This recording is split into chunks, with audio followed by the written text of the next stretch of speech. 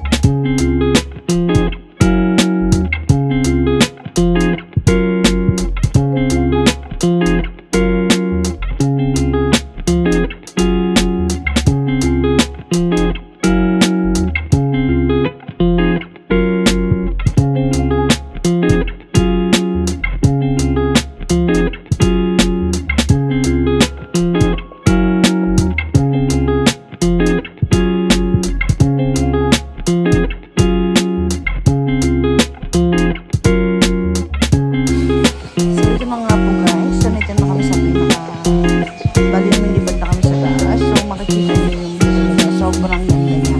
Yung mga ulap-ulap, yung mga makikita niyo yung mga puno-puno, tsaka yung na lang nabigay sa baba.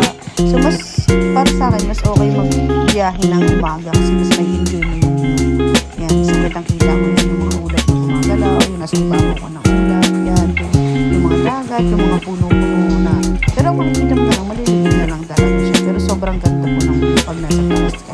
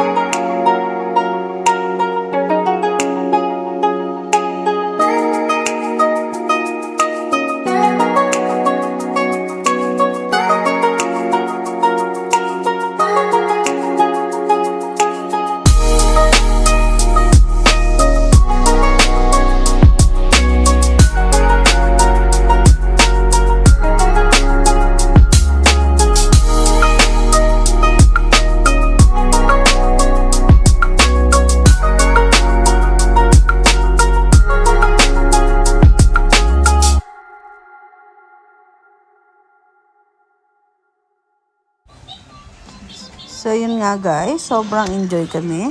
Kasi first time talaga namin sumakay ng airplane. So, yung nakita namin mga view, yung kakaibang experience, yun sobrang nakaka-enjoy. So, hindi naman siya talaga nakakatakot pag malaki yung airplane na sasakyan mo kasi hindi mo masyadong mararamdaman yung paglipad niya, yung pagbaba niya. So, hindi tulad siya nung maliit.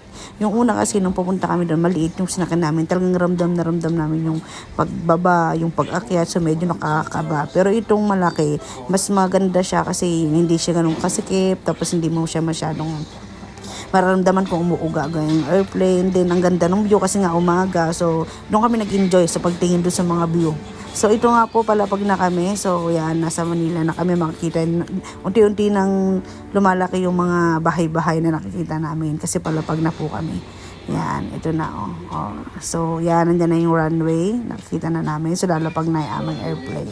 So, nandito na kami sa Manila. So, tapos na yung aming 3 days na bakasyon. So, back to reality na ulit. Back to work na ulit. So, super enjoy naman po yung mga experience na naranasan namin. And yung ibang vlog ko, yung sa About sa Bora, ipopost ko na lang yun. So, abangan nyo na lang guys yung vacation namin na 3 days. So, thank you and see you sa next vlog ko. So, ayan na, pababa na po yung aking kasama sa airplane. So, hanggang sa pagbaba niya, so, yan, bibidyahan ko yan. So, tinan nyo yung loob ng airplane. Medyo malaki talaga siya pag malaki yung aeroplano na sakyan nyo. Yan. So, ayan na. Pababa na kami. Yan, medyo mataas yung hagdan niya. Yan. Akala nga namin mag-ano kami yung parang tunnel, pero hindi na, so hagdanan na lang siya. Yan. Pero okay din naman. So, medyo mataas lang siya. And ito na. So, nakalapag na kami sa Nina International Airport. So, thank you guys. See ya.